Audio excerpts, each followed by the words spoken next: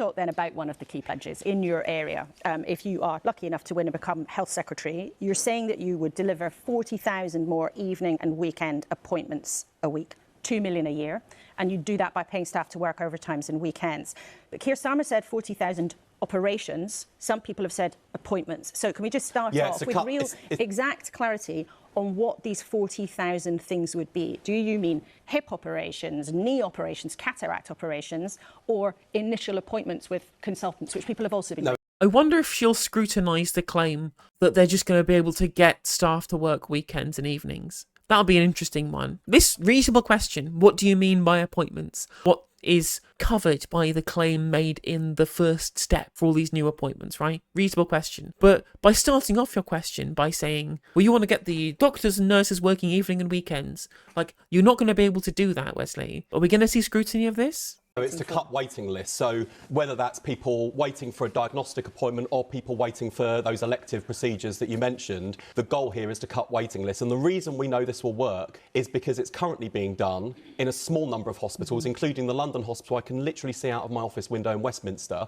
We want to see this available to patients right across the country. We know that comes with an investment demand, £1.1 billion we've committed directly into the pockets of NHS staff. And as with so many of our other approaches to spending, that investment is linked to reform. So yes, more money to cut waiting lists, different ways of working so that we're using that operating theatre capacity, we're using that diagnostic capacity at evenings and weekends in the way that, frankly, we should already be doing. But can you tell us? So the reason why this won't work specifically, first of all, is that most of our NHS staff are already underpaid and overworked, as has been pointed out in chat. We have a retention and a recruitment problem because the working conditions are too low, we're internationally uncompetitive in terms of wages, and the working conditions are so bad because of the understaffing, it makes the retention problem even worse, right? It's a cyclical problem that only gets worse until you put a load of money up front to solve it. By stopping the retention problem, which makes it easier to do the job, which makes the level of understaffing less of a problem that will increase retention, and you do this by offering them lots of money to do that, to stay.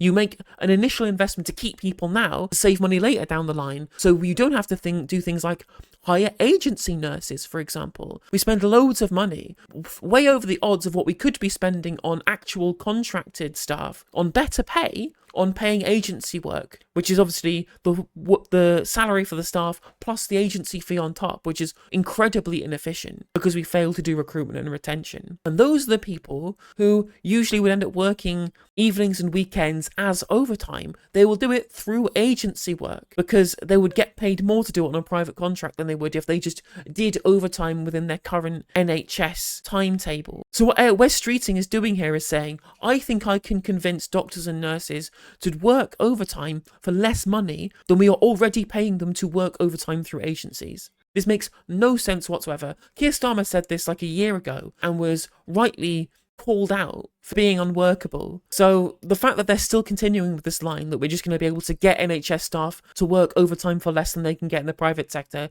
it doesn't work at all. You need to pay them more and then have higher recruitment and retention. The question you would like to ask is how many hours a week he expects NHS staff to work? Does he not feel staff working more hours, making more mistakes, and do you want tired surgeons operating on you?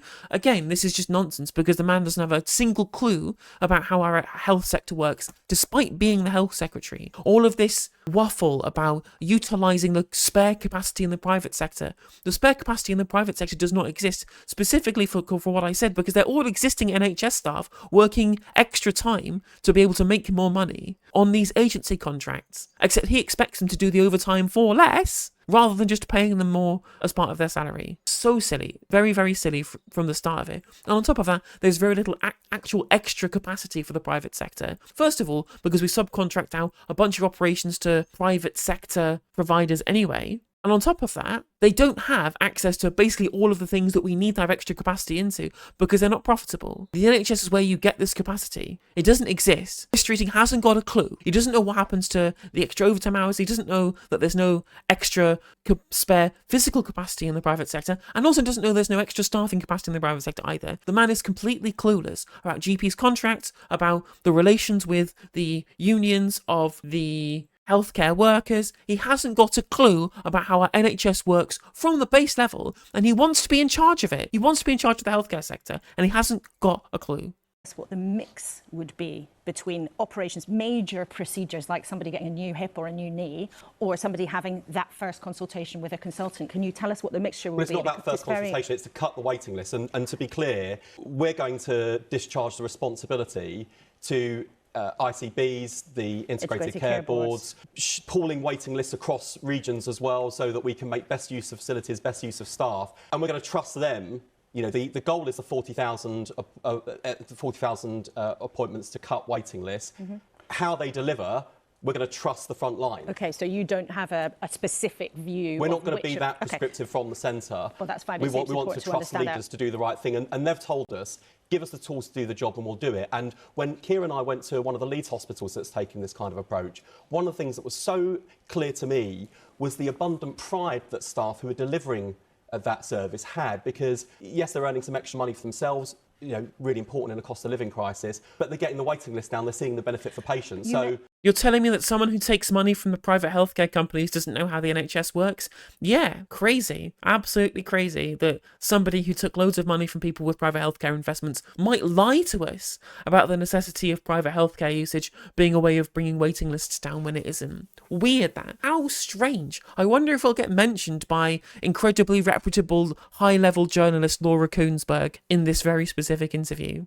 And again, he's saying, well, again, we'll be able to cut waiting lists by thinking, well, it wouldn't be so great for the NHS staff to do all these extra hours to help solve this problem. They are already doing the hours through agencies. You do not need to do overtime for less pay. This will not work. One of the challenges that's put to me is, well, you know, will staff want to do this? Will they, you know, and I think there is the appetite there. No one's going to be forced to do it, but where we give them the tools to do the job, NHS staff tell us time and time again they're up for the challenge. You mentioned that hospital in Leeds, though, where this is already happening, but that trust also has a deficit of £100 million. And that trust in Leeds is having to make cuts already. And that's happening in quite a lot of places in the NHS. There's another hospital in Essex, not far from your constituency, where they're looking at cutting clinical roles. Now, if you become health secretary, would you tell trusts not to get rid of doctors and nurses? Of course we don't want to see people getting rid of doctors and nurses, and you underline just how big the challenge is going to be if we win the next general election, because the NHS isn't just on its knees, it's on its face. And that's why, in terms of the approach I've set out, firstly, I've been incredibly candid about the state of the NHS, no dewy-eyed nostalgia and, you know, harking back to the past and resting on our laurels, but being honest about the state of the NHS today. Secondly, making it clear that Labour will invest in the NHS, but we also need to reform the NHS to make sure it works more effectively, because just this week we saw a pretty damning report on NHS productivity, and this government... First of all, I will go back to what I said before about the Bournemouth effect and certain sectors, especially in the public sector, when you're performing a public service rather than working in commodity production. Productivity increases are not necessarily things that you can guarantee, because it's very difficult to be able to make a doctor see more patients, especially if you don't have massive investments into new technology and innovation, for example, or indeed upgrading the computers from, I don't know, Windows 95 or whatever shit they're using at the moment. There's lots of investment that needs to get done, and I'm glad that he thinks that Labour are going to be able to invest. But their plan is to invest like a couple of billion. That is not enough. You will need to do huge amounts more, because the Tories have not bothered engaging in the proper capital investments that we need. Instead of been throwing money at PPE contractors over the course of the pandemic, has been the rise that we've seen in NHS expenditure. But the idea is just nonsensical that the biggest problem we can do is we just force doctors to work harder and see more patients, like as if the productivity issue is a failure of the staff themselves, because that's what he's essentially saying here. And he says he wants to investment, yet they won't commit to actual large-scale investment that's necessary. Spends money in the wrong ways, in the wrong places, with worse outcomes, and that's got to change. But those are principal things that you believe in, but there are already trusts having to get rid of staff.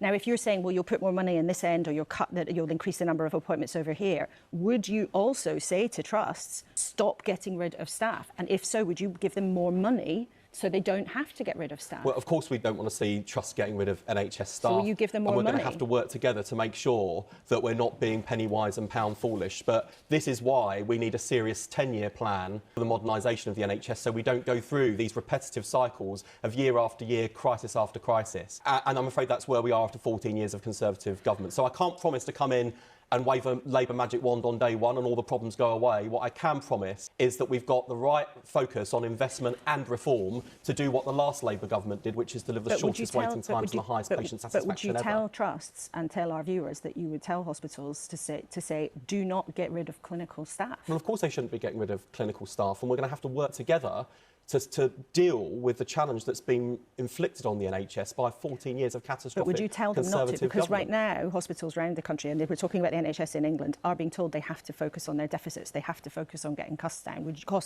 Would you reverse that? Well, we do have to get costs under control in the NHS. We don't... Literally, Laura Kuenssberg, plain as day, saying to Wesley, the current Conservative plan is to focus on bringing costs down, and they do not care about if they lose staff to get those costs down. Will you reverse this? And instead of saying no unequivocally, which you'd think would play very well with voters, he is going, well, we have to concentrate on getting costs down. I'm like, want to see cuts to clinical roles on the front line. We are going to have to work seriously together to get the NHS from where it is today, worst crisis in its history, to where we want it to be, which is delivering the same kinds of standards of care that it did under the last Labour government, when we delivered the shortest waiting times and the highest patient satisfaction ever. And one of the things the Labour government did at that era was use a lot of the private sector. Now, you've previously indicated on lots of occasions that you're very open to that, but how much would you use the private sector and how much would you spend on the private sector? What we want to use the spare capacity that exists in the private doesn't exist. I've already said this doesn't exist. It is interesting, though, that Laura Kuenssberg talks about the last Labour government utilising the private sector, but won't necessarily talk about it in terms of private finance initiatives, rather than just tendering contracts to the private sector. Because these are two very different things. Once a contract ends, they get paid for the contract and they deliver it. That's one way of using the private sector, which is, I think, what Wes Streeting is alluding to when he says using the spare capacity that doesn't exist. There's a mythical idea that when we can't do a thing on the NHS because there's not the capacity, you can just go, please bring this in private sector, and they'll do it. But that will only happen for what little actual brick and mortar access they have in the private sector, which is to very, very specialised things that are profitable, rather than general everyday medicine, which is what we currently have a crisis of lack of capacity in the NHS for, which will only be fixed by increasing the NHS capacity because the private sector capacity doesn't exist. Whereas that's different to private finance initiatives, which is embedding the private sector in existing NHS trusts by allowing them essentially access to the inner workings of the running of the NHS, because they are the ones stumping the capital to do the investment to create the NHS facility in the first place. That's the problem that you have with PFIs. Will be interesting, though, that Laura Kuenssberg didn't want to talk specifically about PFIs, and is mentioning, because I think that the private sector contracting individual is not as bad as PFIs, but even so, and I wonder if this distinction will get made. Private sector, they tell us they can do more, and we want to work with them to put together a serious plan that gives them some stability and certainty. And why would the private sector lie to get access to government money? You think they just lie like that, private companies? You think they just lie?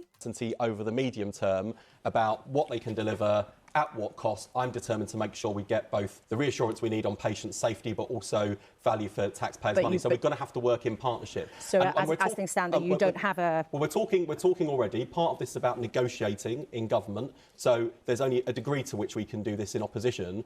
But we are thinking creatively too. Just today, we're announcing a partnership with Nuffield Health to deliver 4,000 appointments for NHS staff through their joint pain programme. We know that that's one of the reasons NHS staff are off sick and they're stuck on NHS waiting lists like everyone else. Those are the sorts of partnerships we want to see, and that's something we've agreed in opposition. We will hit the ground running on day one of a Labour government. It is going to take time to turn the NHS around. I wonder how they managed to get all of these lovely meetings with people from private healthcare companies. I wonder how Wes Streeting specifically managed to get all these meetings arranged whilst in opposition. Really makes you think, doesn't it, chat? Really makes you think where those connections might have arisen from. And again, it's just going to be NHS staff doing these appointments, because they're the ones who also do locum contracts to the private sector. But we're determined to work together, public sector, private sector, to get the NHS back to where we want it to be. Doesn't that then get you into a bit of a weird situation where the taxpayer would be paying a private company to give NHS staff free treatment No, this is so that they can go to work? It's part of It's all free? part of Nuthill's Health's charitable objectives. So there's no cost to the NHS, no cost to the taxpayer. Working with the private sector to bring down NHS waiting lists, obviously that is a contractual arrangement, and we've got to make sure we get good value for the taxpayer. But let's just take a step back. You know what's really bad value for the taxpayer, Wesley? Do you know what's really bad value for the taxpayer? CEO bonuses, shareholder dividends. Don't get them in the public sector. You do get them in the private sector, and it's an inefficiency added on top. And also recognise, against the backdrop of low growth, rocketing bills for families, one of the ways in which we get the economy growing again is to restore the health of the nation, because the health of the nation and the health of the economy are inextricably linked. And with almost 8 million people on NHS waiting lists, not only is that awful for them, it also sets back the economy, because if people are off work, they're not able to contribute to the economy and to our country's economic success. One part. Just lastly, I want to ask about Jeremy Corbyn, the former leader of your party. Now, the register of interest, where MPs have to declare their money, has shown that Jeremy Corbyn received £5,000 as a donation from a group called We Deserve Better. Now, it supports individual socialist candidates and it's campaigning against Labour in some seats. Now, our viewers will remember Jeremy Corbyn is not sitting as a Labour MP at the moment, but he is still a member of the Labour Party. Do you think accepting a donation like that, supporting other socialist candidates, is acceptable for a member of the Labour Party? No, I don't think it is. Although, frankly, what Jeremy Corbyn does is no concern to me whatsoever any longer. He won't be a Labour candidate at the next. Okay, so clearly it is a concern. Like, it's so much of a concern that you want to explicitly ensure that he doesn't run on the same party ticket as you. So you actually are concerned by that. And second of all, it's very interesting. It's very interesting how him getting grassroots funding from people, supporting people of a certain political persuasion, is somehow beyond the pale to ensure that he should have his Labour membership revoked, accepting money from people who are campaigning on certain policy issues for both Labour and other parties as well.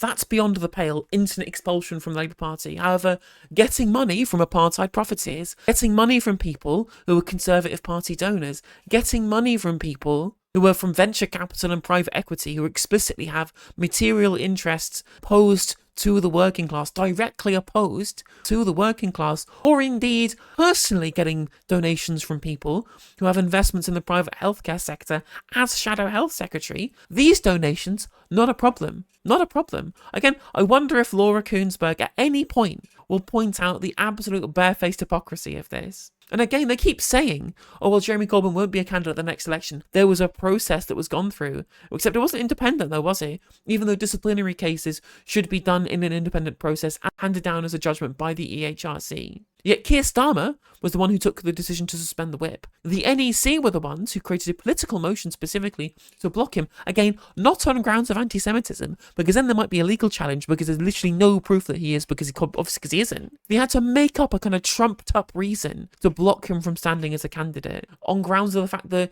oh, it might be electorally bad for us.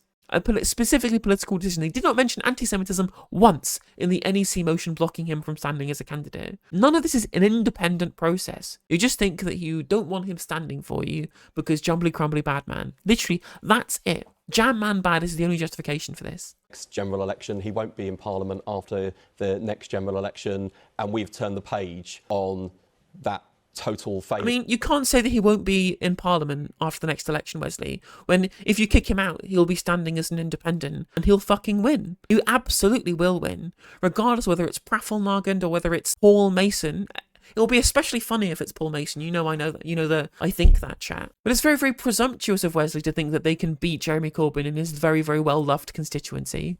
In our history. And a lot of people in your party still do care about him. Should he be expelled from the party if he is working with this other campaigning? It would be for the Labour Party's disciplinary process to decide whether or not he's broken any rules. But the fact is, when Keir Starmer said he was going to change the Labour Party, he was serious and meant it. And the Labour Party is in a much better position now than we were in 2019 because... True. The much better position of taking all that money from all of those billionaires. Yes, it is indeed. You're in a much better position, isn't it? You certainly have changed. Changed enough to let in Natalie Elphicke and Christian Wakeford, haven't you? How very well changed you are. Yeah, we can see it. That's why we've left and why we're supporting other parties. We have understood why the public rejected us in such huge numbers. We've changed the Labour Party so we can be in a position to change our country. And I hope that when the general election comes later this year, that voters give change a chance and choose change by voting Labour. OK, Wes Streeting, thank you Thank you very very much indeed. Thank you. Hear from you and Grant Shapps. An election is not that far off, even though it's still technically 6 months. It does feels like we're already in the feels election like we're campaign. already here. Well, it's always great to have you here with us in you. the studio. Thank you so much, Wes Streeting, for joining us. Well, let's see what our panel have to say about our two interviews with us this morning. Michaela, I want to come to you first, because you do politics in a very different way. You know, you're describe yourself as an activist. What goes through your mind when you hear politicians talking like that? It is funny how the framing is already, oh, you believe in something, you have principles and morals and an ethical position that you fight for politically. That's a very different way of doing politics, isn't it? Unlike all of these suits who pretend to have no beliefs at all. Literally Peter Kyle saying, we're not ideological, we just have values and principles. Yeah, otherwise known as an ideology, Peter. I think they're very good at avoiding directly answering questions and making things seem a bit different than they actually are. I was also a medical student, and I thought the way that I could create change best in this world was becoming a doctor, because at school, if you're good at school and you're good at science, that's what they tell you to do. And then when I was on the wards, I actually noticed that a lot of people were sick, not because of, you know, just disease that was arbitrary, this thing that goes across the world, but it was because of the social conditions they're living in, because of their housing, because of poverty. And that what we'd be doing is people would be coming in, they'd be sick because of these like more social reasons. We would do an important job of making sure they can survive for longer, giving them... What's that you're saying? What's that you're saying? Are you saying, right? Are you saying cutting public expenditure in social programs because of austerity makes people's living conditions worse, so they get sick more often, which costs way more to fix once they've become ill because of the lack of economic activity and because of the extra healthcare expenditure than it would have been to prevent it in the first place through public expenditure? I cannot believe you would say such a thing. What's that? You talk about the material conditions on a BBC politics programme? Anathema, out. Persona non grata. Medication and treating them, but then sending them back out into the same conditions that made them sick, and they just come back in a few months later with similar issues. And that... It also creates a cyclical problem as well, apparently. Who'd have thunk it? Who'd have thunk it? All of those years, us on the left talking about the false economy of austerity really bites being right every time, doesn't it, chat? That's why I think what Wes Streeting was saying and what Labour is saying about you know, how we should tackle NHS waiting lists is to use the unused private capacity that also just doesn't really exist given the NHS doctors that are being used, is inadequate response. I think the issue is we have a very sick nation, and what we need to do is stop people from getting sick in the first place. And the way that we do that is to build a robust social care system and stop continuing these policies that are pushing people into sickness. Things like that I mentioned before about the two-child benefit limit, but also Labour are not saying they're going to roll back these policies that punish people for being poor and keep people in poverty. OK, Piers, what did you make of what you heard this morning? Absolutely. Own every single thing that we've been saying. Literally everything. Get people out of poverty, have proper social programs, engage in government investment in public services, create a safety net for people when they fall through the gaps so that they don't have to be treated at the public expense through the NHS, to get them economically active, to make sure that they're healthy and happy and living well, so that we don't have to spend more money down the line on NHS treatment. It's a better economy. Better. Hey there, if you enjoyed the video, make sure that you like and leave a comment. That helps the video out in the algorithm. If you subscribe and ring the bell, it'll let you know when I go live. I stream every day on YouTube and Twitch. You can also follow all of my socials down in the description. And if you want to support me in a more financial manner, there's a join button for memberships. It's just 99p to be a member on YouTube, as well as a Patreon, and there's some merch there as well. And hopefully I'll catch you on the next video. Take care.